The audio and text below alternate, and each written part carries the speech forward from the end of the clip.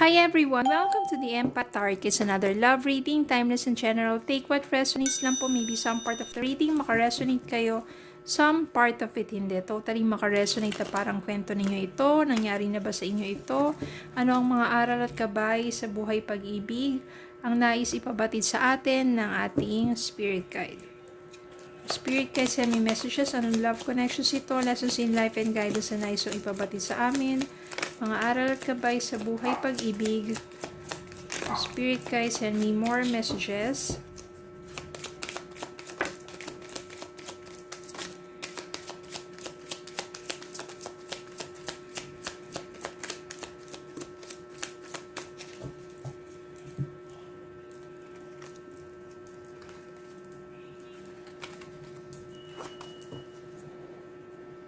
Three of Swords. Knight of Cups. Six of Pentacles. Seven of Cups. Four of Wands. Four of Pentacles. Nine of Cups. Queen of Swords. Ten of Pentacles. The Lovers. Five of Cups, Page of Pentacles. Dito natin ilagay ito. Maganda to. Yan. The Lovers.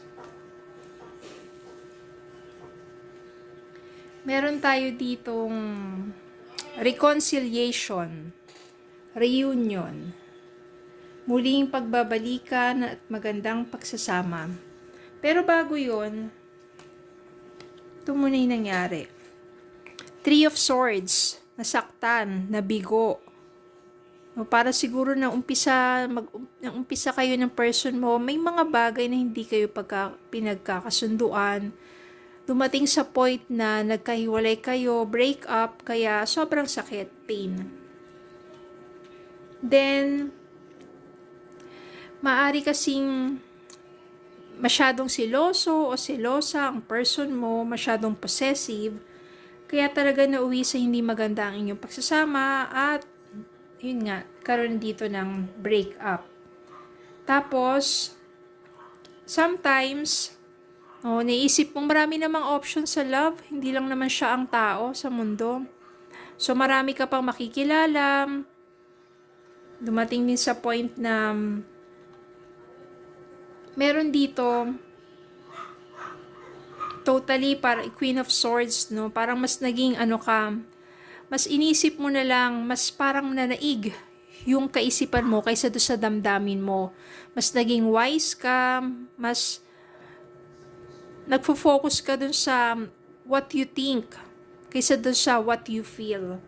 Dumating din yung time na ang person mo dito nagkaroon ng mga regrets.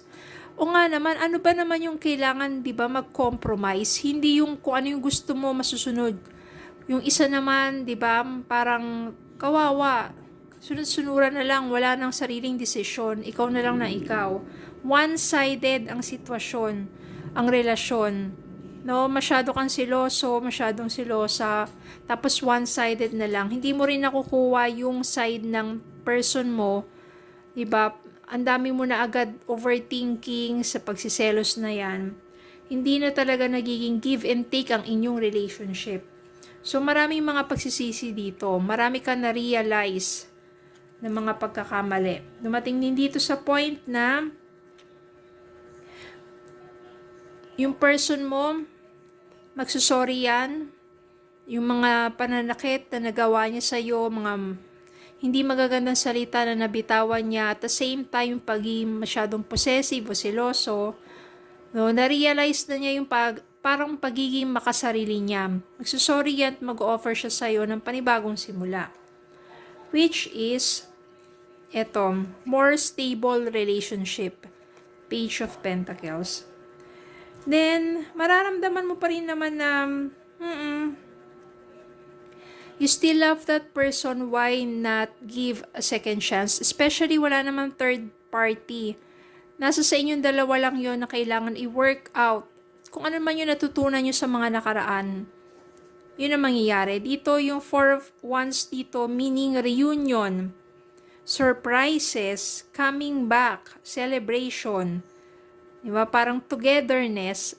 So, mabibigyan ng panibagong pagkakataon ng inyong pagsasama, inyong relasyon, meron ditong joyful reunion. Maganda naman ang kalalabasan yan kasi Six of Pentacles dito, ibig sabihin magiging balanse na ang iyong pagsasama. Two-way na, hindi na one-sided lang. Magkakaroon ng give and take ang inyong relationship, magkakaroon ng more understanding and support. It will be a wish fulfillment para sa inyo kasi at least na-work out ninyo. At the same time, yan, lovers, kayo talaga yung soulmate. Love nyo talaga ang isa't isa. Soulmate talaga kayong dalawa. At dito na, dahil wala nang sobrang pagsiselos, wala nang overthinking, meron ng trust, meron ng understanding, meron ng support, magtutulungan kayong dalawa para palaguin ang inyong relasyon. At the same time, maaring kayo ang magkatuluyan. Marami kasi kayong natutunan na sa inyong naging relasyon. Kayo magiging magkatuluyan. Tapos ito, magkakaroon kayong abundance of wealth and love. Ibig sabihin itong Ten of Pentacles nito, napakasaya at napakamaunlad, masaganang pagsasama. So, sa inyong siguro ng mga mag-girlfriend, boyfriend pa lang kayo, kilalanin nyo mabuti ang isa't isa, tapos nandiyan yung dapat compromise, support, understanding, give and take, trust. Dumating yung point na nagkahiwalay kayo, nasaktan yung isa't isa, pero na-realize naman ang mga pagkakamali. At yun ang maganda, you learn from the experience, you learn from your mistake, nabigyan ng panibagong pagkakataon, lovers, soulmate, at nagkaroon ng growth ang inyong pagsasama. Abundance of love and wealth. Masagana talaga.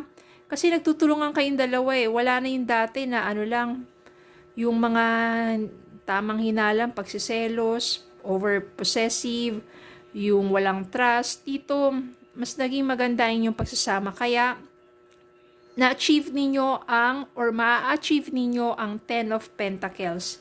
Ganoon naman talaga eh. Baguhin nyo lang yung mga hindi magaganda sa sarili ninyo. Ganon din sa person ninyo. Tapos kapag kayo ay muling nagkita, nagkausap, nagkabalikan, baguhin na ninyo yung mga hindi magaganda before. Learn from your mistakes, from your experience, so that you can work things out sa inyong relationship at magkakaroon kayo ng masaganang pagsasama.